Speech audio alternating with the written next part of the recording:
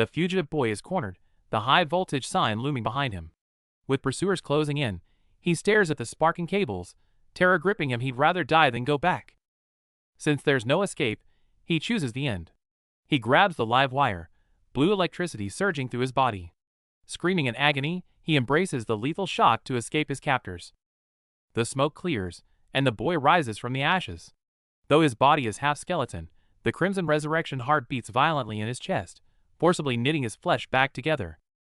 In this world, cursed miracles known as mutant hearts exist. Within the city shadows, a cruel destiny revolving around immortality and power begins to unfold. These heart mutants possess terrifying powers beyond logic. Hunted like monsters by the military, they use everything from plant manipulation to brute force just to survive the slaughter. But for Kim Geo, this is no blessing. Reborn as a half-skeleton vagrant huddled by the trash, he realizes his life is a complete mess because of this accursed heart. He finds a piece of moldy bread in the rot. Starvation overrides disgust. He shoves it into his mouth, thinking it doesn't even taste that bad, eating like it's a feast. A stray dog approaches, and kind-hearted Geo shares his meager meal.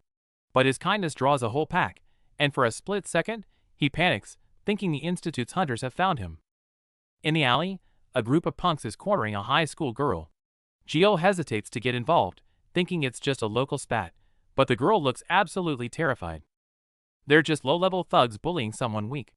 Even though he needs to stay hidden, watching them torment the helpless girl makes his blood boil. He can't just ignore it. Geo drops a cold insult. When the blonde punk spins around to retaliate, he comes face to face with the gruesome skull mask and screams in pure terror. Before they can react, Geo strikes. Even a fraction of his monstrous strength is terrifying, and his cold stare warns the trash to get lost immediately. The punks flee, screaming about a ghost. The shaken girl stammers to say thank you, only to look up and freeze at the sight of the gruesome skull face under the hood. She collapses, screaming hysterically for him to stay away. But the monster ignores her completely, crouching down to happily munch on the dog food that fell from her bag. But she sees something jaw-dropping. The terrifying skeleton monster is grabbing the dog food, stuffing his face, and politely apologizing for scaring her. Thinking she fled, Geo sighs in relief and happily enjoys his feast, unaware Haiji is watching from behind the door, completely shocked that he's eating dog food. Watching the stray dogs surround Geo, Haiji realizes he's a hard mutant. Guilt washes over her. He just saved her, yet she was so rude to him. Kindness overcomes fear. Haiji gathers her courage, returns to the roof, and tremblingly offers a wrap sandwich to her terrifying-looking savior. He takes it with trembling hands as Haiji apologizes. Geo notes, heartbreakingly, that he's only seen this wrapper in the trash before taking a massive bite. One bite sends him to heaven. The fresh ingredients move him to tears. To Geo, this girl feeding him a feast looks like a literal angel. Misunderstanding cleared, Haiji asks for his name. The skeleton boy shyly replies Kim Geo, and they exchange a smile, officially meeting. Now that they can talk, Haiji asks why he's in this state. Gio's expression darkens, as he admits he's hiding from the Institute. Haiji is shocked that the Institute is real. Geo recounts his nightmare 10 years of torture, organs harvested, yet unable to die. Possessing the resurrection heart, his body regenerates endlessly. This became his greatest curse, turning him into an eternal lab rat. Geo looks down in shame, feeling hideous. But Haiji, tears streaming down her face, suddenly yells for him to come with her.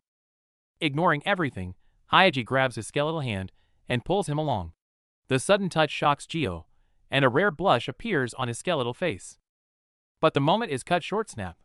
Geo's hand bone breaks off. Haiji screams in horror, while Geo calmly reassures her, "It's fine, happens all the time." Skullboy snaps his jaw back into place, terrifying the girl. Once she calms down, she shows off her shopping haul. She wants to fix her worn-out look. It's cheap clothing, but to him, it's a miracle. He clutches the hoodie, feeling a warmth that's been missing for years, like having skin again. Next up, makeup. She carefully applies foundation directly onto his bone. A few touches later, she proudly announces the result. She cringes at her own handiwork, but he loves the disguise regardless. Suddenly, panic strikes. She's late for her academy. She rushes off into the night, leaving him with one final mission: take good care of the stray dogs. Song Haiji. In a world that treated him like a lab rat, she was the first to treat him like a human being. Scientists only gave him pain, but she gave him dignity. He feels an overwhelming surge of gratitude. He names the little guy Potato. They roll around on the ground, sharing a moment of pure, unadulterated joy. He lies there grinning like an idiot, fantasizing about meeting her tomorrow. He feels like the luckiest guy alive. He jolts awake. He's a fugitive on the run. Staying here only puts Hyaji in grave danger. What was he thinking? Under the full moon, he makes a painful choice. To protect her, he must leave this sanctuary behind. Away from her, his life reverts to misery. Back to the filth, back to the ruins, his momentary warmth fading fast. He wakes up screaming, holding a rat in his hand. He had collapsed from hunger without even realizing it. Starvation drives Gio to the brink. He stares at the dry kibble, hallucinating it into a deluxe sandwich. Busted. A dog lunges out. Gio screams in terror, not from shame, but fear of losing his meal. Gio squints. That goofy face, it's Potato? Disbelief washes over his skeletal features. Before he can react, Hyaji bursts in. Breathless and furious, she yells, "How could you leave without saying a word?" The pack led the way. Hyaji looks at her found friend, relief and pure joy written all over her face. Reunion first, food second. The little guys have been working hard all day too. But Gio sinks into guilt, hanging his head. I'm dangerous. I didn't want to drag you into this. Even Potato looks worried. Hyaji ignores the drama and starts pulling a convenience store feast from her bag. Cookies and milk. Gio stares at the combo, trembling like he's holding alien technology. He's never seen such luxury. It's so good he's literally crying. Then Hyaji hands him a cola. He chugs it and his body reacts violently. Sugar fuels the mutation. His bones snap and crunch, regenerating right in front of Hyaji's horrified eyes. Clutching his chest, Gio explains. Regular food is too slow. It'll take years and less. He consumes massive amounts of blood. He swallows the blood comment. He admits the lab only kept him healed to torture him. That's why they want him back. Gio tries to push her away again, his gaze turning cold. No matter where I hide, being with me will only get you killed. Gio panics at the mention of police, but Hyaji drops a bombshell. Don't worry, my sister is a cop. Then, she screams the secret that shatters his world. She's a heart mutant, just like you. Her sincere smile and plea for trust leave Gio torn between fear and hope. At the shelter, seeing the lively puppy Potato brings a flicker of warmth to Gio's cold heart. For the first time in 3 years, someone reached out. Gio breaks down in tears, swearing to stop running like a coward. She smiles, unaware that a deadly storm is brewing right behind her. Boom! Peace shatters instantly as the skull mask attacks, leaving her frozen in terror. These guys have no limits. They choke her out, using her as a hostage to force Gio's hand. The man with a lighter smirks through the smoke. Finally found you, you damn skeleton monster. Treating him like trash, they rope him to the back of the car and slam on the gas. His body grinds against the asphalt, screaming in agony, but one thought screams louder. I have to stop them. It's all my fault. Seeing her captured hurts him more than his shattered body ever could. What good is this immortality? Against this hopeless speed, he feels utterly useless. The skeleton-faced boy is dragged helplessly by vicious dogs, screaming in despair as his body scrapes against the asphalt. The ropes dig into his flesh. The beasts show no mercy, dragging him relentlessly toward his doom. Tires screech as a black SUV drifts violently, a pack of wild dogs in hot pursuit, chaos erupting on the streets. 3 thugs step out, looking at a skinned dog carcass, coldly joking that it's not even dog meat day. Thugs swing bats at the dogs while Gio kneels in his own blood, consumed by guilt that he can't take the beating for them. Watching the dying puppy, the boy's sanity snaps, his vision tunneling into a desperate craving for blood. He has to act. Crawling like a dying beast, he desperately drags himself toward the pool of blood, his only fuel for survival. Through the haze, he hallucinates his dead dog Potato, and a wave of grief crashes over him, merging with reality. Familiar names Konga, Diaku, bodies of his friends litter the street, while the thugs continue their brutal assault.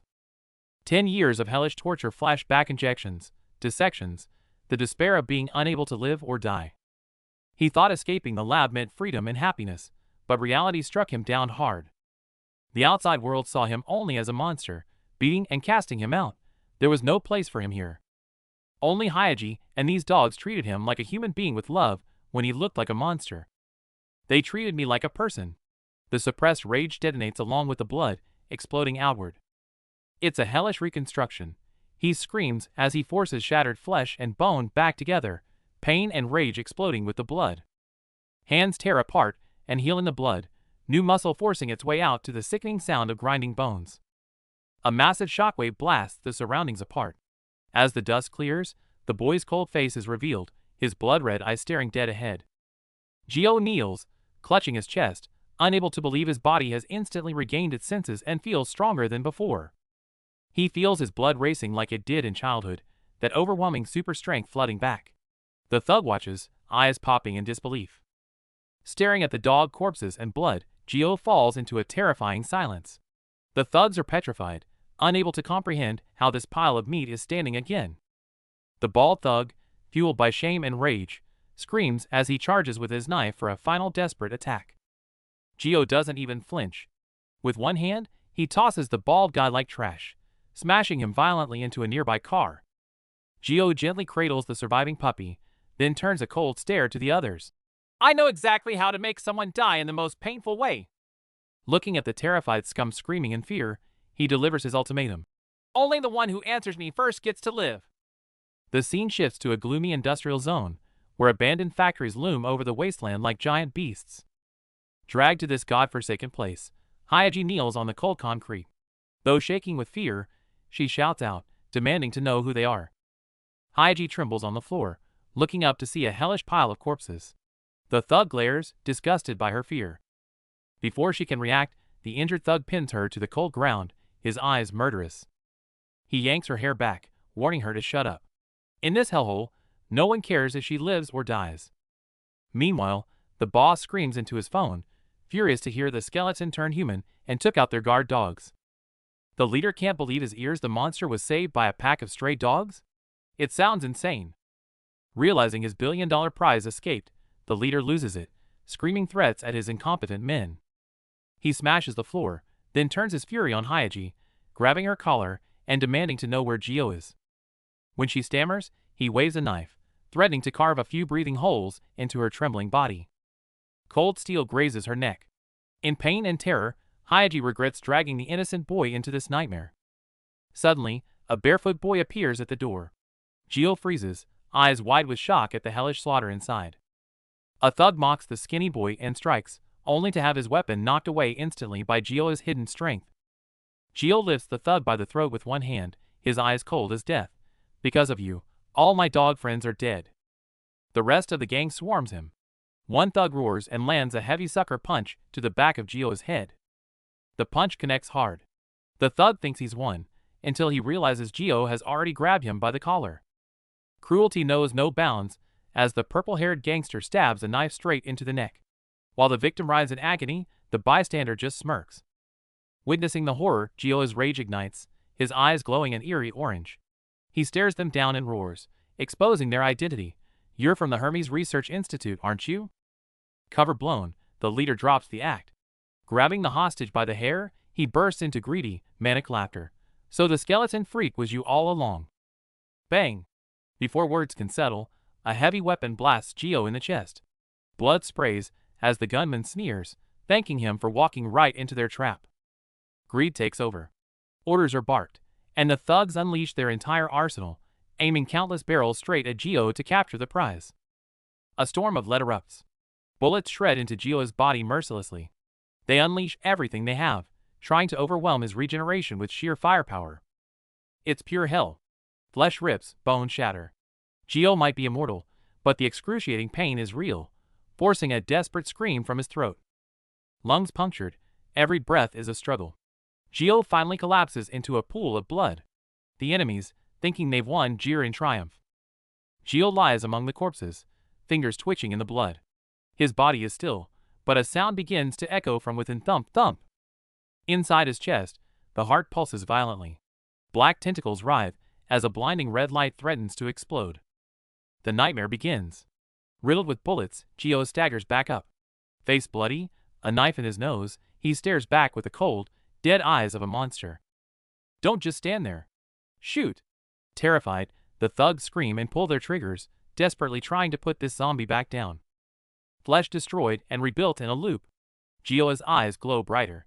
Watching his own blood fly, he realizes with a chilling calm, it hurts less than I thought.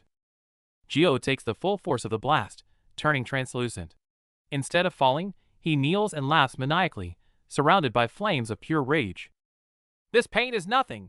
Gio's eyes go bloodshot, screaming that the lab torture was far worse. The gray-haired boss seizes the moment and throws a heavy punch. The attack is useless. Gio counters and sends him flying. He stares them down like trash, eyes cold as ice, while the boss grimaces in agony. Gio endures it all, floating in midair like a monster. Before the enemy can react, a crushing blow slams down, leaving him screaming in pain. Chaos erupts. The gray-haired man spits blood, refusing to yield, while his minion trembles. Gio shows no mercy, smashing his enemy into the barrier with insane rage.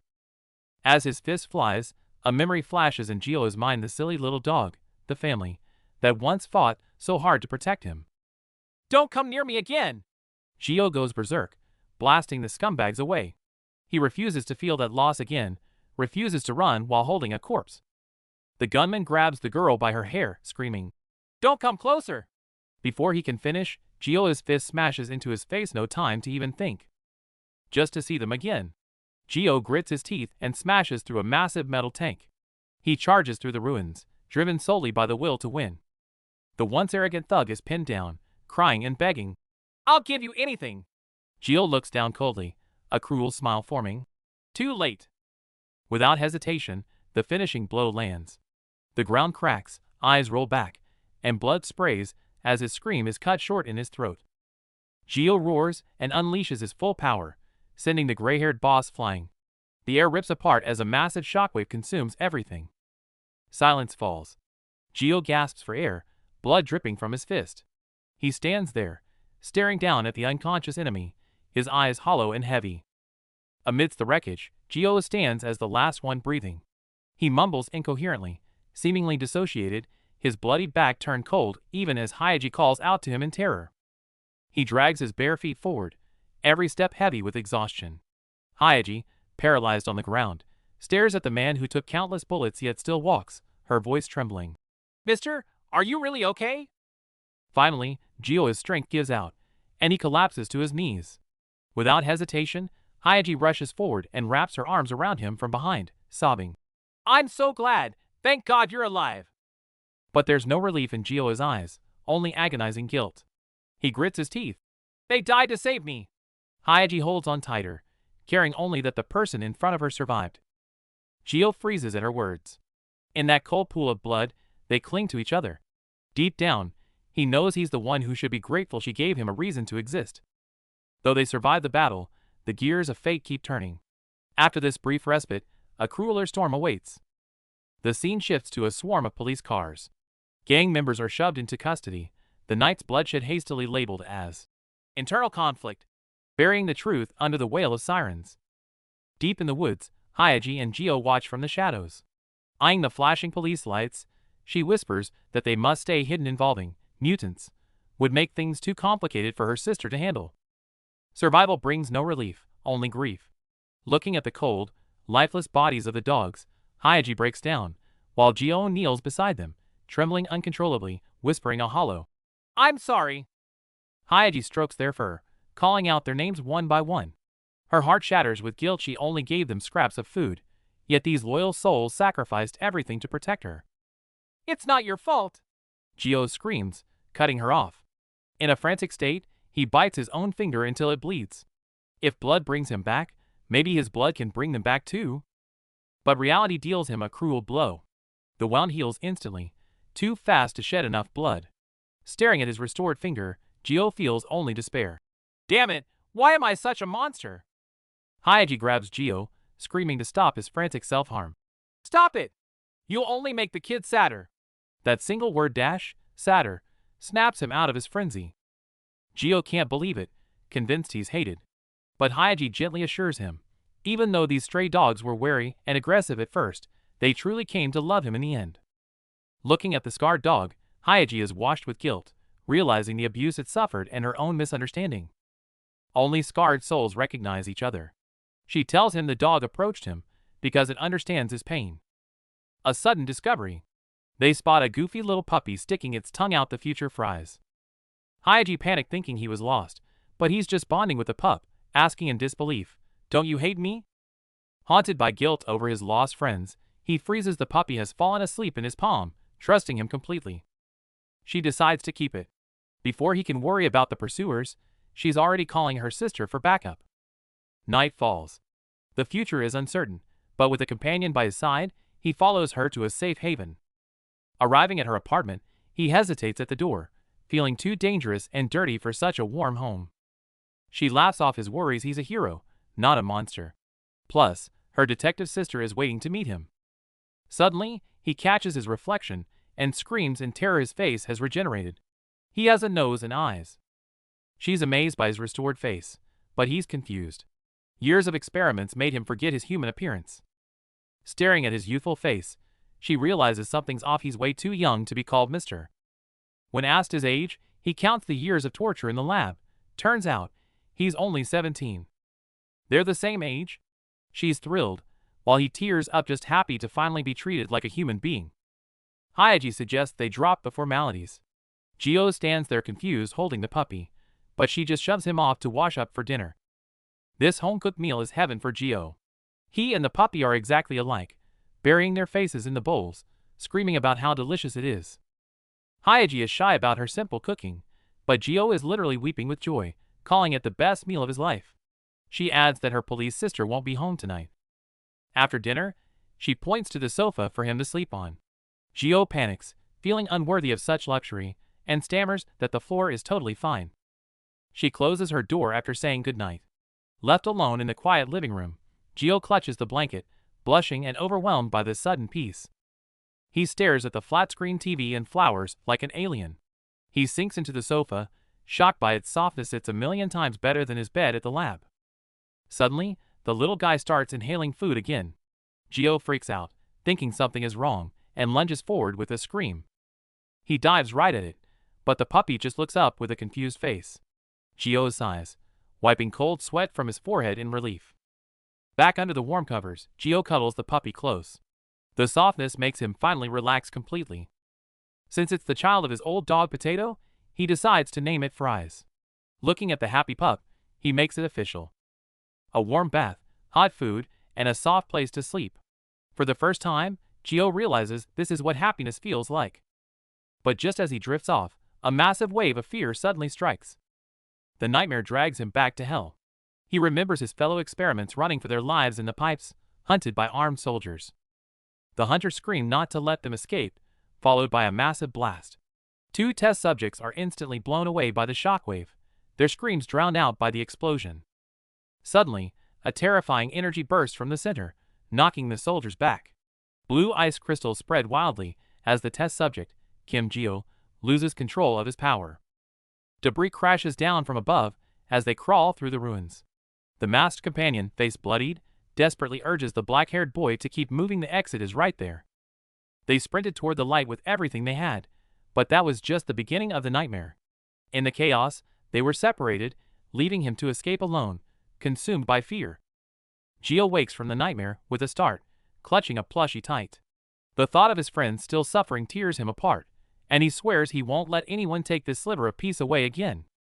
His right eye turns blood red, his gaze icy cold. Gangsters or hunters, if anyone dares to touch his new life, he will make them pay dearly. Suddenly, the scene cuts to broad daylight. Gio is sprinting down the street like a madman, drenched in sweat, screaming his dog's name, Fries. The cool guy who swore to destroy his enemies just moments ago completely breaks down, crying like a lost child. All that resolve vanishes, replaced by the despair of losing his dog. Fries, where are you? Rewind to this morning. Hayaji is tying her shoes, getting ready for school. Gio, still adjusting to human life, stands barefoot behind her, repeating the word school in confusion.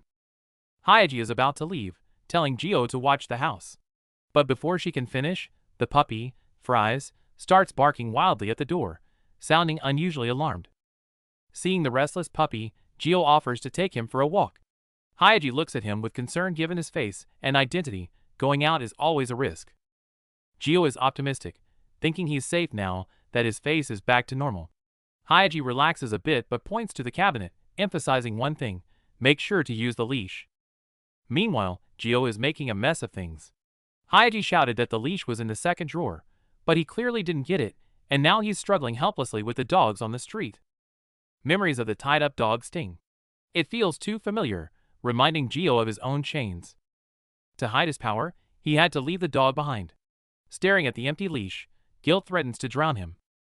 Seeing the broken leash, he grins. Mouth full of fries, he thinks the dog escaped just like him. He sprints while stuffing his face, tears and sweat flying. Absolute chaos. Panicked, he digs through trash and asks rats for directions. He's completely losing it.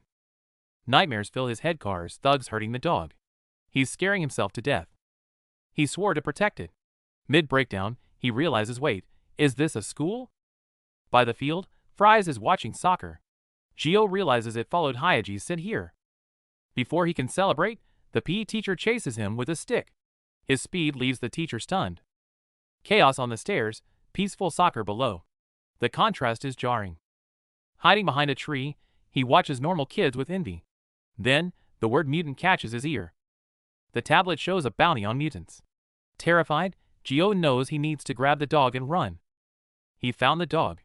But nearby, girls are watching a dance video. The mood shifts to an eerie calm. Minjong and her friends spot a fluffy puppy on the street, their eyes lighting up with pure delight. While recording a video, a man's face suddenly pops up on screen, turning their joy into instant panic. Hiding behind a tree, Gio stammers an apology. He wasn't filming, he was just worried about his puppy. Fries! Panic turns to attraction as the girls realize this creeper is actually an incredibly handsome junior. The girls immediately start flirting, demanding his Instagram and inviting him to join their TikTok, overwhelming the shy boy. Even the school beauty gets rejected? The girls can't believe it, wondering if he's playing hard to get. Gio tries to awkwardly shuffle away, but Minjong watches him go with a playful, predatory smile. Minjong tries to tease him with the dog, but Gio ignores the flirting and reaches out to snatch his property back. As Gio comforts his puppy, Taegu watches from a distance, jealousy boiling over at the sight of them together. His friends pour oil on the fire, mocking Taegu that a freshman is making moves on his crush right in front of him. He thinks he can touch her? Taegu snatches a soccer ball, ignoring warnings, and locks onto his target. With a deafening boom, Taegu launches the ball like a cannon shot, smirking coldly as it flies toward the unsuspecting boy. To protect Fries, Gio stands his ground. He takes the hit, and the impact creates a shockwave that stuns the crowd. Blood splatters, and screams erupt. Taegu, previously acting tough, is now stammering apologies in pure panic as the situation spirals. Red tries to walk away with a warning, but Gio stands his ground, fiercely protecting his puppy and demanding an apology. Red tries to laugh it off, but a sudden double nosebleed instantly ruins his tough guy act in front of Minjong. Gio decides they're even and walks away with Fries, leaving the stunned bullies confused by his nonchalance. While the thugs plot to track him down, naive Gio walks away smiling, thinking he actually made some new friends. Just as Gio reflects on his day, Red catches up to him with a surprisingly friendly shout from behind. Red throws an arm around him, feigning friendship and offering to buy bread, instantly disarming the naive Gio. Red spins a web of lies about treats, and Gio, worrying only about his puppy, blindly follows his new friends. The moment they're alone, the mask drops. Red lands a brutal kick, sending Gio flying backward. The gang surrounds him, mocking his gullibility over bread as Red delivers a solid punch right to his face. Gio crouches silently on the concrete, blood dripping down, as the reality of the betrayal sinks in. Infuriated by Gio's silence, Red screams insults, trying desperately to provoke a reaction from the loser. The truth comes out. Red's rage is fueled by petty jealousy over a girl, leaving Gio completely confused. Realizing this isn't friendship, Gio swallows his anger and tries to leave to keep his frightened puppy safe. But Red won't let him go, launching a cowardly attack from behind while cursing the dog crossing Gio's line. Jaws drop in disbelief. The black-haired boy barely swings, and his opponent goes flying. Taegu questions his own sanity seeing such power. 3 attackers rush him, but he doesn't flinch, shielding his dog. Inside, a terrifying, dark power begins to surge. The ambush backfires instantly. Bodies are set flying, screams echo, and the attackers are utterly demolished by sheer brute force. No mercy. He grips a throat and slams the attacker into the ground with enough force to crack the pavement. His fist smashes the wall, debris flying. He calmly says stop while holding his dog, but to them, he's a terrifying monster. Taegu stares at the cracked wall, sweat pouring down his back. That punch would have killed him. He realizes he's in grave danger. Desperate to survive, Taegu drops to his knees. He frantically shows a photo of his own dog, begging for mercy. It works. The boy's gaze softens at the dog photo. Then, tension breaks as his stomach loudly growls. Taegu is confused, but the boy misinterprets the situation as an offer for food. The death match suddenly turns into a lunch date. At the store, the monster transforms into a glutton. Taegu watches coldly, feigning kindness while plotting his next move. Watching the dork feed his dog, Taegu can't reconcile him with the monster who punched a guy into the sky. It's unsettling. Still shaken, Taegu makes a call. He needs backup big brother Yungchul to deal with this freakishly strong kid. Taegu sobs on the phone, begging for help. Yungchul mocks him, but gets intrigued by the mention of a powerful fighter. Taegu calls his big bro for backup. The boss, busy beating someone to a pulp, agrees just to kill time. Taegu practically cries with relief. Taegu tries to act tough, then awkwardly pivots and offers Gio some fried chicken. Gio is totally confused by the sudden mood swing. At the store, Taegu dumps all his snacks on Gio. Feeding a stray dog, Gio wonders how a guy this nice could be the same monster who punched a wall earlier. Meanwhile, Taegu connects the dots. The crazy strength, the instant healing. He googles it, and freezes Gio fits the profile of a hard mutant. Taegu storms into the kitchen and drops the bomb. Are you a hard mutant? Shocked, Gio spits his drink everywhere and stammers a denial. Confirming he's a mutant changes everything. Even the local thugs are terrified of what that actually means. Taegu thought the boss would be scared, but the psychopath gets excited instead. Don't let him leave, he orders. Keep him there until we arrive. Lunch is over and Gio wants to leave. Panicking, Taegu sweats bullets and blurts out the only stalling tactic he has. Let's skip class and go hang out. They hit the arcade. Gio, who's never seen anything like this, stares wide-eyed at the neon lights. Taegu watches him closely.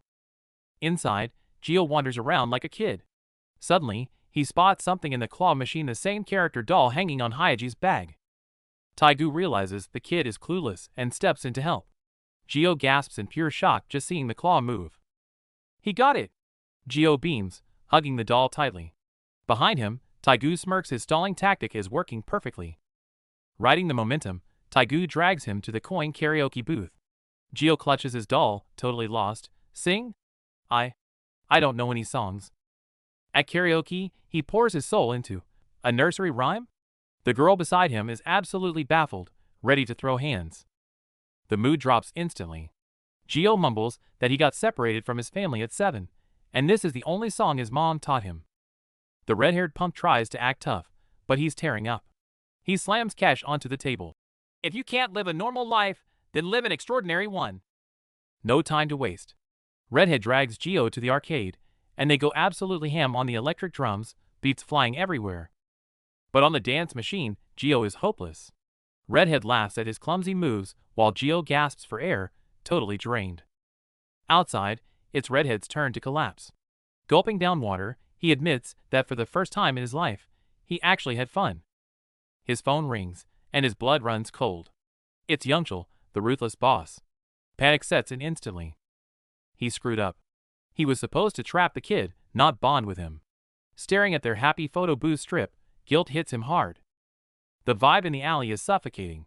Redhead kneels, trembling, desperately apologizing to the gangsters looming over him. Surrounded by thugs with baseball bats, Redhead is terrified but grits his teeth. He decides to take the fall. It's not the naive kid's fault. It hits home. Redhead has an old dog too, and the mere thought of losing his pet brings him to tears. He realizes with a jolt that the kid dies, who takes care of the puppy. That thought terrifies him more than the beating. Bam! A heavy fist crashes into Redhead's skull. He hits the ground hard, body shaking from the impact. The brute grabs him by the hair, snarling. Where's the mutant? Blood streams down Redhead's face, but he glares back, refusing to break. Following that is a long list of credits, thanking all the patrons who support the series. The scene shifts abruptly. The floral-shirt boss yanks Taegu's hair, his eyes screaming that this isn't a joke. he screams, demanding the mutant's location, while armed goons close in, trapping Taegu in a corner. Pinned to the ground, Taegu desperately lies, claiming the guy is just a weak loser who passed out playing arcade games. Seeing Taegu scream that the guy's a nerd, the boss sighs and backs off, and the tension awkwardly deflates. The lie fails. Lighting a cigarette, the boss pins Taegu down again, with a cold sneer he saw right through it. Laughing with contempt, the boss offers a fat stack of cash 5 million to sell the kid to the mutant black market. Staring at the kidnapping video, cold sweat runs down Taegu's face. These guys are actually trafficking mutants. His hero is a human trafficker? Overcome with despair, Taegu snaps and plants a desperate kick right in the boss's face. The boss snaps, roaring for his men to attack, and the gang swarms Taegu like a pack of mad dogs. Fists and boots rain down. Taegu curls up on the ground, screaming as the pain blurs his consciousness. Reality is a brutal beating, but his memory drifts to the past, when that same man saved him from bullies. Back then, the boss was a hero, chasing away the bullies and smiling down at him saying, "I'm your big brother." Staring at the feet in front of him, Taegu flashes back. He used to think these gangsters were the epitome of cool and loyalty, dreaming of joining their ranks. But reality hits hard. The boss squats down with a sneer, teaching him a final lesson: loyalty is worthless compared to cash. Selling out a mutant is the real way to live. Heavy chains lock around his wrists. The boss tightens them while preaching his twisted logic. Making money without shame is the only cool way to survive. The idol he once worshipped now leashes him like a dog. The boss mocks his pathetic state, and humiliated Taegu can't even lift his head. The thug grabs his hair, forcing him to look up. Broken by terror, Taegu babbles and screams apologies, begging just to stay alive. A chain-wrapped fist comes crashing down with lethal force only to be caught and stopped dead in midair. It's Kim Jio. The quiet, awkward kid just caught a gangster boss's full-force blow with one hand. Taegu stares, unable to believe his eyes. Desperate to protect his friend, Taegu screams a lie, claiming he called the gang to sell Jio out, trying to push him away to safety. Taegu keeps up the tough guy act, but Jio isn't angry. Instead, he kneels and apologizes. This completely unexpected reaction leaves Taegu speechless. The tender moment doesn't last. A baseball bat smashes into Jio's back. The thugs have zero patience for this brotherly bonding. Even as blood flies, Jio protects what he's holding. The thugs realize, with this durability, he must be the hard mutant. Just when they think it's over, a bloody hand claws deeply into the ground. He's still moving? The tables turn instantly. The timid boy snaps, moving with beast-like speed despite his injuries, sending the thugs flying. Watching his men drop one by one, the boss panics. With a twisted face, he screams the lethal order, "Kill him!" Suddenly, chaos erupts. A figure crashes the party, striking with lightning speed and turning the ambush into a counterattack. Jio dominates instantly. He pins the thug to the pavement, crushing any resistance with brutal efficiency. Cheap shot. A baseball bat cracks against Jio's skull with a sickening thud. Blood sprays everywhere. But Jio doesn't drop. He blasts the attacker away. The thugs are terrified by his durability, so the boss panics and orders them to use knives. The blade sinks in. The boss stabs him from behind, screaming taunts, convinced he's won the fight. It's a frenzy. The boss stabs repeatedly, screaming "Die! Die!" trying to butcher the monster in front of him. Jio stands there, knife in his chest, looking bored. "Stop stabbing me," he says coldly, freezing the boss's blood. "How are you fine?" the boss screams in horror. Jio just stares back. "You don't need to know. He's a mutant. Run!" The thugs realize their mistake and scramble in terror, but Jio has already begun the hunt. Red eyes glow in the dark. Jio locks onto them, his voice drop dead cold. "Now that you know, nobody leaves. It's over." Bodies litter the alley. Jio holds down the last two thugs, while the puppy sits calmly by his feet. Total dominance. Taegu is freaking out, staring at the wound. "You got stabbed." Jio just holds his chest, casually replying, "I'm fine." The adrenaline crashes. Taegu breaks down, sobbing with relief and anger, screaming at his reckless, immortal friend. Taegu kneels on the ground, consumed by regret. He remembers the boss stomping on his head, and Jio's shocked question, "Did you really try to sell a friend?" cuts deep. Lying in a pool of cold sweat, he can only mutter a late apology. Just as Taegu feels like absolute trash, a hand appears. Gio squats down, ignoring the betrayal, and with a concerned look, offers a checkered handkerchief for his nosebleed. Taegu takes it, touched, then freezes it's a damn puppy pee pad. But feeling he deserves the humiliation, he wipes his face anyway, thinking, someone like me doesn't deserve to be a friend anyway. Unexpectedly, Gio smiles gently. So it wasn't just me who thought of us as friends. That's enough. Hearing this, Taegu breaks down completely, tears and snot streaming down his face. The next second, the red-haired thug lunges like a grieving child, bear-hugging Gio and wailing. He screams apologies and calls Gio cool between sobs, squeezing Gio until he can barely breathe. End of chapter. As the story pauses, the screen fades to the Scanlation Group's recruitment info and the credits list.